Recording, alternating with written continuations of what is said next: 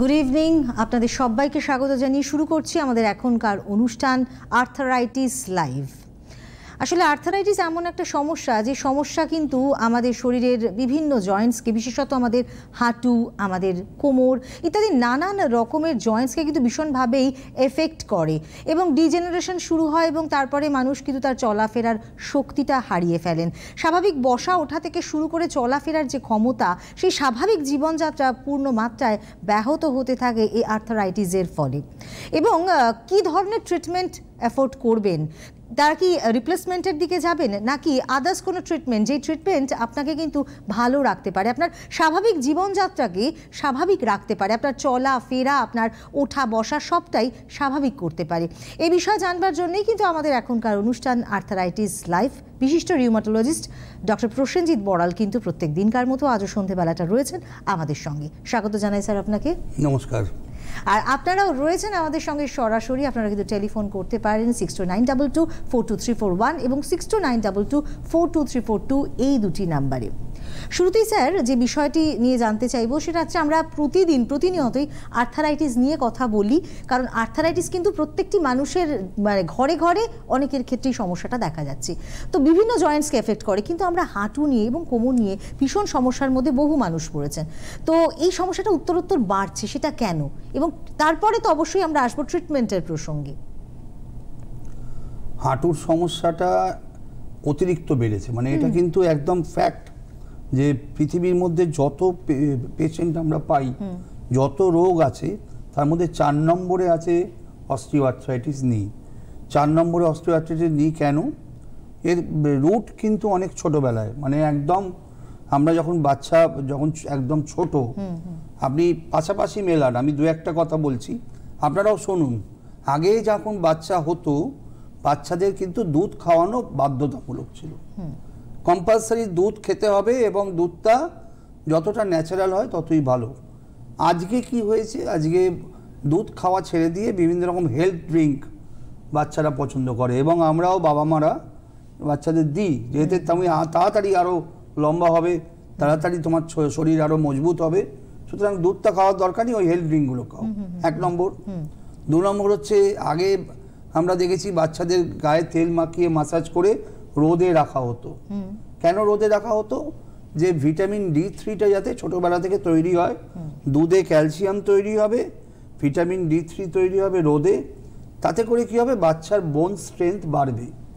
আমরা যেটা বোন মাস ইন্ডেক্স বলি, BMI বা বোন মাস ডেনসিটি বলি, এই বোন মাস ডেনসিটি মানে হাড়ের ঘনত্ব। হাড়ের ঘনত্ব যদি না বাড়ে, তাহলে আমি হাড়ের মতো একটা চেহারা, কিন্তু ভেতরটা পুরোটা ফাঁপা একটা পাইপ, সেটা নিয়ে তো লাভ নেই। 2 নম্বর। 3 নম্বর হচ্ছে, আগেকার দিনে আমরা এত ভাবতাম না যে আমার শরীর বাচ্চা কিরাম হবে। আমরা 18 বছর বয়স অবধি বাবা মার কথাতেই চলতাম। এবার আমি স্লিম হব, এই যে ব্যাপারটা, এটা এখন ইদানিং খুব পপুলার। কে কত স্লিম, হ্যাঁ, কে কত স্লিম আর কে কত ফিট। কিন্তু স্লিম হতে গিয়ে যে আমরা নিজেদের ভেতর থেকে ফাঁকা করে দিচ্ছি, এটা কিন্তু আমি আমার বাচ্চার ক্ষেত্রেও বলছি, সবার ক্ষেত্রেই বলছি, যে এটা আমরা বোঝাতে পারছি না। আগেকার দিনে বাবা মার একটা শাসন ছিল, একটা ডিসিপ্লিন ছিল, আজকে সেটা নেই। বাবা মাও চাইছে নিজেদের স্লিম করতে, ছেলে মেয়েও চাইছে নিজেদের স্লিম করতে, কিন্তু মিনিমাম যে খাওয়া দাওয়া দরকার, যেগুলো আমাদের শরীরের পক্ষে উপকারী, সেগুলো বাদ চলে গেছে। খাওয়া দাওয়ার স্ট্যান্ডার্ড খারাপ হয়ে গেছে, আমরা বাইরের খাবার বেশি পছন্দ করি, যার ফল হচ্ছে 40 বছরে হাঁটু খারাপ হচ্ছে, 40 বছরে কোমরে ব্যথা হচ্ছে। একটা হচ্ছে বসে বসে কাজ, যারা কম্পিউটার ল্যাপটপে কাজ করেন বা অফিসে কাজ করছেন, তারা সারাদিনই বসে আছে, তাতে ওজনটা বাড়ছে, ওজন গিয়ে হাঁটুর ওপর পড়ছে, হাঁটুর ওপর ওজন পড়ে হাঁটু এবং কোমর, তাহলে আক্রমণটা দুদিক দিয়ে হচ্ছে। একটা হচ্ছে যে আমার হাড়ের জোর নেই, কিন্তু তার সঙ্গে যোগ হচ্ছে কি, আমি নড়াচড়া করছি না, এক জায়গায় বসে কাজ করছি, এবং 2 নম্বর আমার ওজনটা গিয়ে পড়ছে, ওজনটা বাড়ছে। এই হচ্ছে মেন কারণ, যে কারণে আজকে অস্টিওআর্থ্রাইটিস এত রকম ভাবে দেখা যায়। কিন্তু আপনি গ্রামের দিকে যান, গ্রামের দিকে গেলে কিন্তু আমার কাছে সব রকম পেশেন্ট আছে। গ্রামের দিক থেকেও আসে, শহর থেকেও আসে, বাংলাদেশ থেকে আসে, উত্তরবঙ্গ থেকে আসে। কিন্তু যারা গ্রামের দিক থেকে আসেন, আমি দেখেছি তাদের ক্যালসিয়াম ভালো, ভিটামিন D3 ভালো, কারণ সারাদিন মাঠে কাজ করছেন, রোদটা লাগছে, তাদের কিন্তু অত রোগ নেই, তারা কিন্তু এত ভাবে না, তারা জিম ভাবে না, এক্সারসাইজ ভাবে না, স্লিম হওয়ার কথা ভাবে না। আমি সবার ক্ষেত্রে বলছি, আপনারা যারা টিভি প্রোগ্রাম দেখছেন, আমার খুব ভালো লাগে যারা গ্রামের দিক থেকে আমার কাছে আসেন, তাদের অত চিন্তাভাবনা নেই। তাদের কথা হচ্ছে ডাক্তারবাবু আমার হাঁটুতে ব্যথা হয়েছে, আমার হাঁটুটা ভালো করে দিন, ব্যাস এটাই কথা। আজকেও একজন এসেছিলেন আমার কাছে, উনি মিদনাপুর থেকে এসেছিলেন, এসে বললেন যে ও আপনি যা ভালো বুঝেন করুন, আমার হাঁটুটা ভালো হওয়ারই দরকার।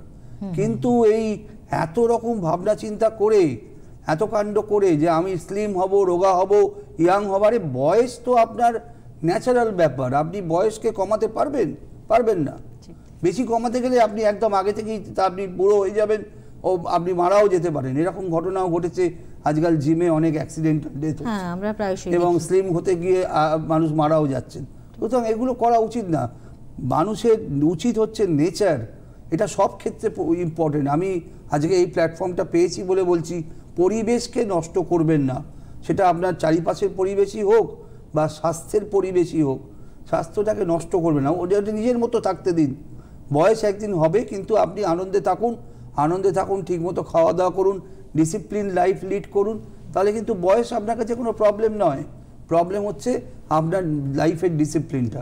তার মানে একটা কথা পরিষ্কার যে আমাদের যে লাইফস্টাইল, সেই লাইফস্টাইল কিন্তু আর্থারাইটিস বৃদ্ধির একটা অন্যতম কারণ।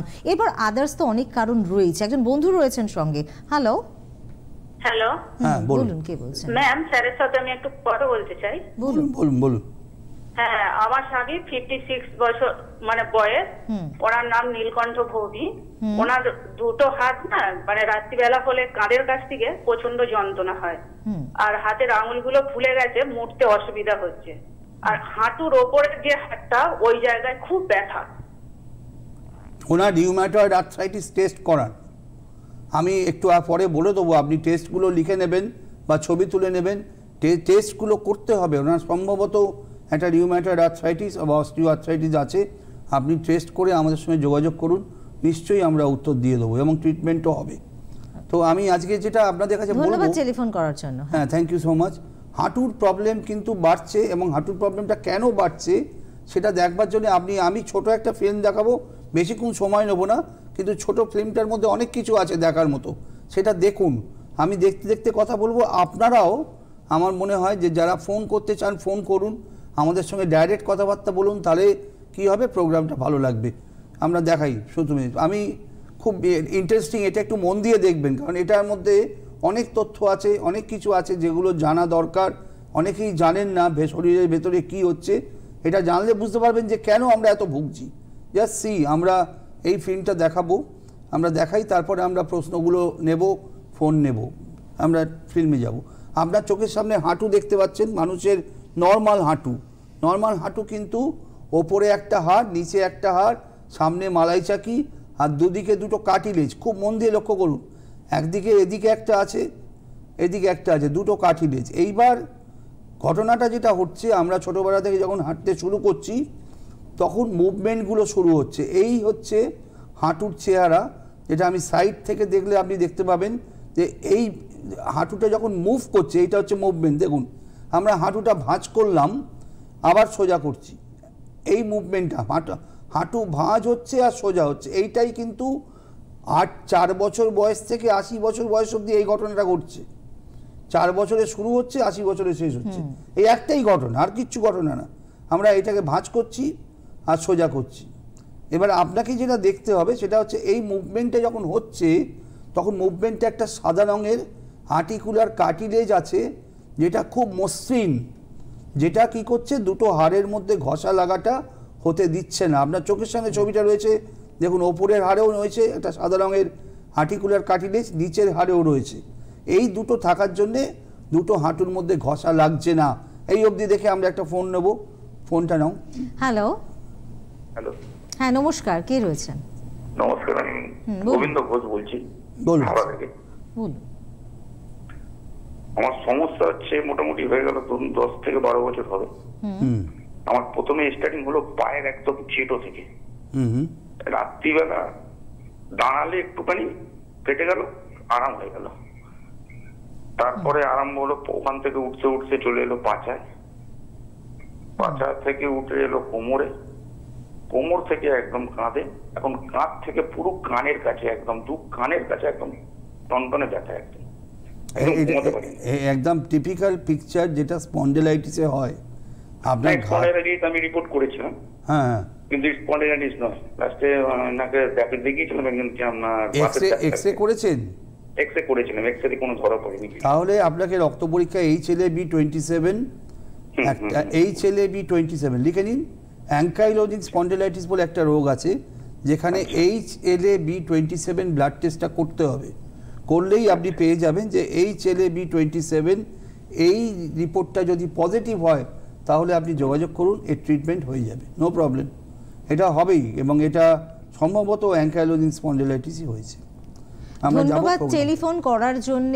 দর্শক বন্ধুদেরকে বলতে চাইবো, যারা অনুষ্ঠান দেখছেন, চাইছেন ডক্টর বড়ালের সঙ্গে যোগাযোগ করতে, অবশ্যই আমি অ্যাড্রেসটা বলে দেবো, স্ক্রিনেও কিন্তু দেখা যাবে। আপনারা ঝটপট করে স্ক্রিনশটটা নিতে থাকবেন এবং প্রয়োজনে যোগাযোগ করবেন, কারণ অনেকেই নানা রকম ট্রিটমেন্টের জন্য এদিক ওদিক ঘোরেন, কিন্তু সঠিক ট্রিটমেন্টটা কিন্তু পান না। আমি এটা দেখিয়ে দিই, তারপর আমরা আচ্ছা ওকে, ঠিক আছে, আমরা চট করে দেখে নিই। আমি যেটা দেখাচ্ছিলাম মাঝখানে বন্ধ করলে খারাপ লাগবে। এবার আমরা ফিল্মটায় যাব, যেটা আপনারা এতক্ষণ দেখছিলেন, সেটা হচ্ছে হাঁটুর নর্মাল হাঁটু। এবার দেখুন এই মুভমেন্টটা যখন হচ্ছে, ঝামেলাটা হচ্ছে এই মুভমেন্টটা হতে হতে এই কার্টিলেজটা ক্ষয়ে যায়। ফার্স্ট যখন হয় আমরা কেউ কিচ্ছু বুঝতে পারি না, এখন অবধি মুভমেন্ট হচ্ছে, এই হচ্ছে ফার্স্ট চেঞ্জ।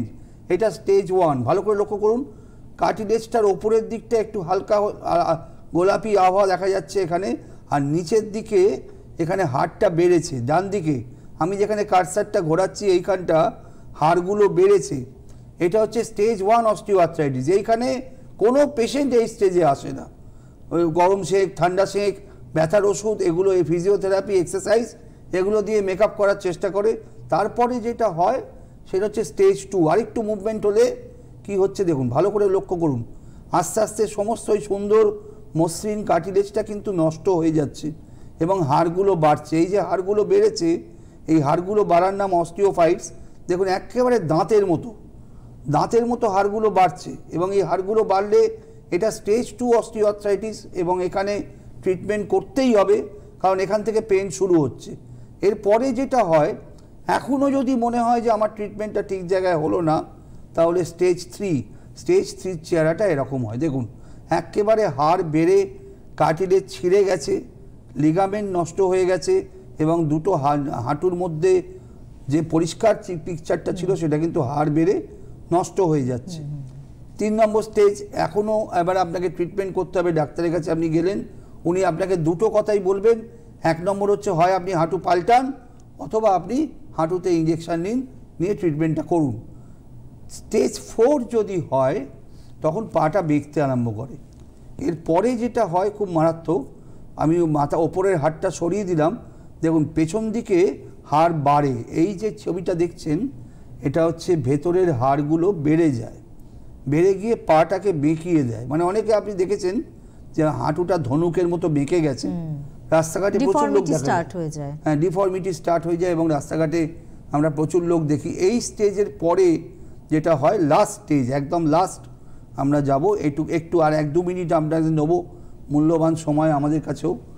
এই দেখুন, এইটা হচ্ছে জার্কি মুভমেন্ট, এইটা হচ্ছে স্টেজ 4। আমরা ফোনটা নেব, ধরে রাখুন, জার্ক করছে, হ্যাঁ আপনি ধরে রাখুন, লাফাচ্ছে জিনিসটা। এবার ফোনটা দিন, এই স্টেজটা যেন না হয় সেটা দেখবেন। এইটা স্টেজ 4 অস্টিওআর্থ্রাইটিস। হ্যালো, আমার নাম ইলা চক্রবর্তী, আমি জামশেদপুর থেকে বলছি। আমার মায়ের সম্বন্ধে একটু ডাক্তারবাবুর সঙ্গে কথা বলবো।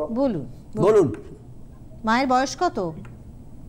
মায়ের বয়স 85। ওকে, কি সমস্যা বলুন? ডাক্তারবাবু নমস্কার। নমস্কার, বলুন। হ্যাঁ ডাক্তারবাবু, আপনার প্রোগ্রাম তো খুব ভালো লাগে। সবাইকে আমি আমার বন্ধুদের তো দিয়েছি, ওনাদেরও খুব ভালো লেগেছে। ওনারা একজন হাজবেন্ডের সম্বন্ধে যাবে আপনার কাছে। এখন কথা হলো, আমার মায়ের বয়স 85, মায়ের স্পন্ডিলাইটিস আছে। স্পন্ডিলাইটিসটা হতে হতে কোমরে আপনার মানে হাড় ফাঁক হয়ে গেছে, প্রচন্ড ব্যথা, উঠতে পারে না, বসতে পারে না, বেল্ট ভাঙে, তবুও তার সমস্যার সমাধান হচ্ছে না। কি করলে কি হবে?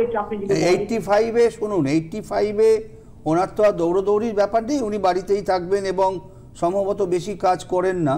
এক জায়গায় বসেই থাকেন, আপনি ক্যালসিয়াম ভিটামিন D3 টেস্ট করুন, করে আমাদের সঙ্গে যোগাযোগ করুন। ক্যালসিয়াম ভিটামিন D3 যদি কম হয় সেটা ওষুধে বাড়ানো যাবে, আর যদি কোমরে বা হাঁটুতে খুব অজস্র ব্যথা থাকে তাহলে একটা ইঞ্জেকশন লাগবে, যেটা 4 বছরের ইঞ্জেকশন। 85-এ যারা ট্রিটমেন্ট করেন বা 80-র ওপরে যারা ট্রিটমেন্ট করেন তাদের আমরা সিঙ্গেল ডোজ ইঞ্জেকশন করে দিই, যাতে করে কি হয় আর নিতে হবে না, 4-5 বছর উনি ভালো থাকবেন। এই ট্রিটমেন্টটা আপনি করতে পারেন, কিন্তু সবার আগে ক্যালসিয়াম এবং ভিটামিন D3 টেস্টটা করা বাধ্যতামূলক। আর একজন বন্ধু আছেন। Hello, hello madam. বলুন। হ্যালো, বলুন, আমি বলুন। শুনছি। এই সার্জারি আমার হাঁটু ব্যথা প্রচন্ড, কাল থেকে 3 দিন ধরে বাড়ছে খুব, বুঝলেন? হাঁটুতে এখন ভাত করতে হচ্ছে, ফলে আছে। হাঁটুর ব্যথা নিয়ে এতগুলো কথা আমরা বলছি, আমরা প্রোগ্রামটাই হাঁটুর ব্যথা নিয়ে করছি, আমি ট্রিটমেন্টটাও দেখিয়ে দেবো। আপনি কোথা থেকে বলছেন? আমি শ্যামনগর থেকে বলছি স্যার। শ্যামনগর থেকে। আপনি দেখুন আমাদের সমস্ত নাম্বার নিচের দিকে যাচ্ছে, এখান থেকে নোট করুন, এবং হাঁটুর ট্রিটমেন্টটা আমি কিভাবে করি সেটা আমি দেখিয়ে দেবো, আপনি দেখুন। সবার আগে আমরা অ্যাড্রেসটা দেব। আমরা বাদবাকি ফিল্মটা দেখিয়ে নিই। আমরা অ্যাড্রেসটা, ফিল্মটা আমরা দেখানো হয়ে গেছে, আমরা অ্যাড্রেসটা দিই। ওকে, তো এক্ষেত্রে বলি যে যারা চাইছেন স্যারের সঙ্গে যোগাযোগ করতে, আপনারা অবশ্যই নোট ডাউন করুন। ডক্টর প্রসেনজিৎ বড়াল, আপনারা ওনাকে পাবেন 188/71/1 prince Anwar Shah road, lake gardens, Kolkata 45, near Bandhan bank, lake gardens branch. এখানে প্রত্যেক দিন সকাল 9টা থেকে বিকেল 3টে পর্যন্ত থাকেন, কিন্তু মঙ্গলবার এবং রবিবার দিনটা বাদ দিয়ে। ফোন নাম্বার 9831256758 এবং 9305255884, এছাড়া 8334925242। এই তিনটি হচ্ছে গিয়ে লেক গার্ডেন্স ব্রাঞ্চের জন্য ফোন নাম্বার। এছাড়া প্রত্যেক মঙ্গলবার কিন্তু মেডিনোভা ডায়াগনস্টিক্সে স্যারকে পাবেন, যেটি রয়েছে শরৎ Chatterjee street, Rabindra Sarobar stadium, beside মেনোকা cinema, Kolkata 29। আর এখানে যোগাযোগ করবার জন্য যে ফোন নাম্বারটি রয়েছে সেটা হচ্ছে 9831256758। এখানে কিন্তু প্রত্যেক মঙ্গলবার সকাল 10টার সময় অ্যাভেলেবেল রয়েছেন, এবং এই যে কোনো চেম্বার্সে আপনারা আসতে পারেন। তবে একটু যদি খুব তাড়াতাড়ি দ্রুত দেখাতে চান তাহলে অবশ্যই মেডিনোভাতে আপনারা যোগাযোগ করবেন। আর এই যে কোনো চেম্বারে এলে পরেই স্যারকে ফিস কিন্তু একবারই দিতে হবে, যেটি 1000। এরপর ট্রিটমেন্টের জন্য যতবারই আপনারা আসুন না কেন আপনাদের কিন্তু আদার্স কোনো ফিস পে করতে হবে না। নিশ্চয়ই আপনারা স্ক্রিনশটটা নিয়ে ফেলেছেন। আমি অনুষ্ঠানের শেষে আরও একবার জানিয়ে দেব স্যারের যোগাযোগ নাম্বার। বন্ধু রয়েছেন সঙ্গে। হ্যালো। হ্যাঁ, নমস্কার ম্যাম। নমস্কার। নমস্কার। মায়ের সুগার আছে, নার্ভেরও প্রবলেম আছে, আবার হাই প্রেশার। মা কি এটা নিতে পারে? হ্যাঁ, 100%। এটা তো লোকাল জেল। এটা হচ্ছে, আপনি খুব ভালো একটা প্রশ্ন করেছেন। এটা অনেকের মনের মধ্যে একটা জাগে যে এর মধ্যে স্টেরয়েড আছে কিনা, নাম্বার 1। নাম্বার 2 হচ্ছে এটা কারা নিতে পারবে। এ ব্যাপারে আমি বলে দিই, এই ভিস্কো সাপ্লিমেন্টেশন ইঞ্জেকশনটার নাম আমি দেখিয়ে দেবো। ইঞ্জেকশনের নাম হচ্ছে সোডিয়াম হায়ালুরোনেট। এটা হচ্ছে লোকালি কাজ করে, রক্তের সঙ্গে মেশে না। এটা একটা জেলি জাতীয় জিনিস, যেটা হাঁটুর মধ্যে বা হিপ জয়েন্টে বা কোমরে আমরা যখন করি তখন দুটো হাড়ের মাঝখানে একটা লেয়ার তৈরি করে। সেই লেয়ারটা হচ্ছে যাতে একটা ঘষা না লাগে। মেন উদ্দেশ্য হলো যে দুটো হাড় যেন ঘষা না লাগে, একটা লুব্রিকেশন, যার জন্য এটাকে বলে লুব্রিক্যান্ট। ভিস্কো সাপ্লিমেন্টেশন চিকিৎসাটা খুব সামান্য একটা চিকিৎসা, যেটা একটা লুব্রিকেশন। লুব্রিকেশন মানে দুটো হাড়ে ঘষা লাগবে না, আমার ব্যথাটা হবে না। আমি একটু আগে যে ফিল্মটা দেখালাম তাতে দেখালাম যে দুটো হাড়ের মাঝখানে কার্টিলেজটা যখন নষ্ট হয়ে যায় তখনই ব্যথা লাগে। আমি আপনার ফোন ধরেই বলছি যে আমি ট্রিটমেন্টটা দেখিয়ে দিই, ট্রিটমেন্টটা দেখালে আপনাদের বুঝতে সুবিধা হবে। একদমই তাই, ধন্যবাদ টেলিফোন করার জন্য। হ্যাঁ, তো আমি হাঁটুর ট্রিটমেন্টটা দেখাবো, মন দিয়ে দেখুন। এটা কিন্তু বন্ধু অলরেডি চলে আচ্ছা, না আমরা ফোনটা নিয়ে। হ্যালো। হ্যালো। হ্যালো। হ্যাঁ, বলুন। বলুন। হ্যাঁ, আমি বলছি অস্টিওআর্থ্রাইটিসের জন্য রিউমাটোলজিস্ট দেখানো বেটার হবে না অর্থোপেডিক সার্জন? এটা আমার প্রথম প্রশ্ন। আচ্ছা। আর দ্বিতীয় প্রশ্ন হচ্ছে মেডিকেল কাউন্সিল অফ ইন্ডিয়া কি without any MD or DM consultant rheumatologist বলা যায়? সেটা আপনাকে দেখতে হবে। আপনি ওয়েবসাইট দেখুন, আপনার যাকে ইচ্ছে আপনি দেখাবেন। অর্থোপেডিক সার্জনকেও দেখাতে পারেন, রিউমাটোলজিস্টকেও দেখাতে পারেন, সেটা আপনার ব্যাপার। থ্যাংক ইউ, ধন্যবাদ টেলিফোন করার জন্য। তো আমরা যেটা ট্রিটমেন্টের বিষয়ে জানতে চাইছিলাম, কারণ অনেক বন্ধুরা রয়েছেন যারা একটু কনফিউজ, মানে কি ধরনের ট্রিটমেন্ট করবেন। অনেকে রিপ্লেসমেন্ট সাজেস্ট করেন এবং রিপ্লেসমেন্টের দিকে যান। ওই ফোনটা যেটা এসেছিল, ইনি বলতে চাইছেন যে আমি হাঁটুর ইনজেকশনটা নিতে পারবো কিনা, জেলটা নেওয়া যায় কিনা। সেটার জন্য আমাদের হাতে খুব সময় কম, আমি চট করে দেখাই যে আপনার যেটা ট্রিটমেন্টটা করি, আপনি অরিজিনাল ছবিটা দেখতে পাবেন, মানে আমার ট্রিটমেন্টে যেটা করা হচ্ছে সেই অবস্থায় ভিডিওটা নেওয়া, আপনি দেখুন। এটা আমার মনে হয় মনের অনেকগুলো ডাউট ক্লিয়ার হয়ে যাবে যদি আপনি ট্রিটমেন্টটা দেখেন। পেশেন্টকে শুইয়ে রাখা হয়েছে, পেশেন্টকে শুইয়ে রেখে মালাই চাকিটাকে ফিল করা হয়। এটা কিন্তু অ্যাকচুয়াল ভিডিও যেটা করা হয়। আপনাদের বোঝার সুবিধের জন্যে আমি মালাই চাকির ওপর একটা দাগ দিয়ে দিয়েছি, দাগ দিয়ে দুটো হাড়ের মাঝখান দিয়ে মালাই চাকির তলা দিয়ে এই ইঞ্জেকশনটা করা যায়, যেটার নাম হচ্ছে sodium hyaluronate. Sodium hyaluronate injection সারা পৃথিবীতে পাওয়া যায় এবং বেশিরভাগই আমাদের কাছে বিদেশ থেকে আসে। আমাদের দেশে এখনও সেরকমভাবে তৈরি হয় না, কিন্তু বিদেশি ইঞ্জেকশনগুলো যেগুলো দেওয়া হয়, দেখুন পরিষ্কার করে দেওয়ার পর এইখান থেকে আমার শুরু হলো ইঞ্জেকশনটা দেওয়া। আমি হাতটা সরিয়ে নিচ্ছি, হাঁটুর ভেতরে ছুঁচটা ঢোকানো হয়েছে, 8 সেকেন্ড লাগে। আপনারা ঘড়ি ধরে গুনতে পারেন, 8 সেকেন্ডস। এই যে ইঞ্জেকশনটা যাচ্ছে, এটা সোডিয়াম হায়ালুরোনেট, এটা দিতে 8 সেকেন্ড সময় লাগে। 8 সেকেন্ড পরে আমরা আপনার নিডলটা বার করে নেব, বার করে নেওয়ার পর 15 মিনিট বাদে বলবো হাঁটুন, আপনি হাঁটতে পারবেন। এই যে ইঞ্জেকশনটা হয়ে গেল, এটা বন্ধ করে দিলাম। এবার এটা পরিষ্কার করে একটা টেপ লাগিয়ে দেওয়া হয় এবং এটার পরে আধ ঘন্টা বাদে লোকাল অ্যানাস্থেসিয়া দিয়ে করা হয়? দরকার হয় না, মানে আমরা স্প্রে করে দিই, স্প্রে করে দিলে কিন্তু অনেকটা ক্লিয়ার হয়ে যায়। ওকে, এটা স্প্রে করে দিলে এটা একদম ঠান্ডা বরফ দিয়ে আমরা মুড়ে রাখি 10-15 মিনিট, তারপর যখন হাঁটতে দিই উনি হাঁটতে পারবেন এবং আপনারাও গ্যারেন্টিড রেজাল্ট এই ইঞ্জেকশানে পাবেন। যার জন্য আমি বলতে চাইছি যে এই ইঞ্জেকশনটা, আমি একটা ইন্টারেস্টিং ভিডিও দেখাই, আপনি দেখুন, এই ভিডিওটা দেখুন। আচ্ছা, একটা ফোন রয়েছে, আমরা একটু কথা বলে নিই। হ্যালো হ্যালো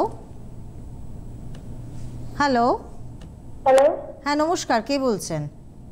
আমি কুচবিহার থেকে বলছি। বলুন কি সমস্যা?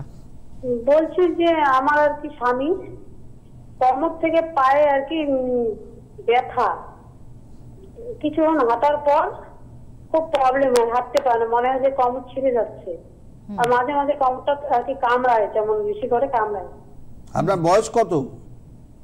আমার তো না, আমার হাজবেন্ডের। হ্যাঁ, হাজবেন্ডের বয়স কত? 48 বছর। 48। আচ্ছা, কোমর থেকে নিচের দিকে ব্যথাটা হয় এবং পা জ্বালা করে, পা টেনে ধরে। আপনার হাজবেন্ড কি কিছুক্ষণ হাঁটার পর অসুবিধা হয়? না, উনি কি সামনের দিকে ঝুঁকে কোনো কাজ করেন বা অনেকক্ষণ দাঁড়িয়ে কাজ করেন? উনি আগে তো কাঠমিস্ত্রি কাজ করতে, এখন টোটো চালায়। তার মানে ভারী জিনিস তুলতে হয়? টোটো চালায় মানে ঘরের কাজ করলে, কাঠমিস্ত্রি কাজ করলে একটু ভারী কাজ করতে হয়। আপনার এটা সায়াটিকা হচ্ছে, পাগুলো ঝিনঝিন করছে। আপনি দয়া করে যত তাড়াতাড়ি সম্ভব কুচবিহার থেকে ফোন করছেন, হাড়ের ডাক্তার দেখান। বাতের ডাক্তার যদি পান, রিউমাটোলজিস্ট খুবই ভালো, তা নাহলে কোনো অর্থোপেডিক ডাক্তারকে দেখান এবং কোমরের একটা এক্সরে করে নিয়ে যাবেন, তাতে ভালো হবে। কারণ কোমরের থেকে স্পন্ডিলাইটিস থেকে সায়াটিকা, এটার জন্যই আপনার হাজবেন্ড কষ্ট পাচ্ছেন। আমরা দেখব যেটা আমরা ট্রিটমেন্টটা করি। আমি একটু আগে দেখালাম যে এই ইন্টারেস্টিং ভিডিওটা দেখুন, এটা দেখলে খানিকটা ক্লিয়ার হবে যে দুটো হাড়ের মধ্যে, আমি একটু আগে দেখিয়েছিলাম যে হাড় বাড়ে, জার্কিং হয় এবং জার্কিংয়ের পরে এই যে ইঞ্জেকশানটা, এই যে ইঞ্জেকশন কেন কিভাবে কাজ করে এটা দেখুন। দুটো হাড়ের মাঝখানে দিতে হয় এবং এই ইঞ্জেকশনটা দিলে এই যে জেলটা তৈরি হলো, এটার কাজ হলো দুটো হাড়কে না লাগতে দেওয়া, দুটো হাড় যাতে ঘষা না লাগে। এই যে মুভমেন্টটা এবার হচ্ছে, এবারের মুভমেন্টটা দেখুন একদম মসৃণ হচ্ছে, পেনলেস। এই যে জার্কগুলো হচ্ছে, এটা গদির মতো একটা কাজ করছে এবং এই গদির মতো কাজ করার জন্যে এই ইঞ্জেকশনটা অত্যন্ত ভালো কাজ হয় এবং এটা গ্যারেন্টিড রেজাল্ট আপনি পাবেন। একদমই তাই, মানে এইটা নিয়ে কিন্তু অনেকেই একটা দ্বিধায় থাকেন যে আমি কী ধরনের ট্রিটমেন্ট করব। অনেক বন্ধুরা আমাদের এখানে ফোন করেন এবং তারা কিন্তু বলেন যে এই ইনজেকশন নিয়ে তারা ভালো রয়েছেন, এবং অনেকেই কিন্তু রিপ্লেসমেন্টের দিকেও যান এবং স্যার কিন্তু সেটাও করেন। কিন্তু উনি সবসময় বলেন যে প্রেফার করি অবশ্যই, ফোন আছে ফোনটা নিয়ে প্রেফার করি আমি অবশ্যই সেটা হচ্ছে কি ইনজেকশন, যেটা খুব ভালোভাবেই কাজ করে। বন্ধু রয়েছেন, হ্যালো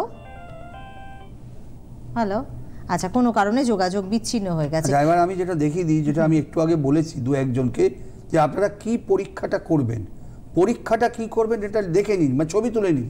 এই টেস্টগুলো করে আনলে আমাদের সুবিধে হয়। সেটা হলো একটা, আমি রক্ত পরীক্ষা, এই যে ব্লাড টেস্ট করতে হবে, sugar fasting, RA factor, CRP, calcium, uric acid, vitamin D3। আর হাঁটুর যদি থাকে প্রবলেম থাকে তাহলে হাঁটুর একটা এক্সরে, কিন্তু এক্সরেটা দাঁড়িয়ে করবেন।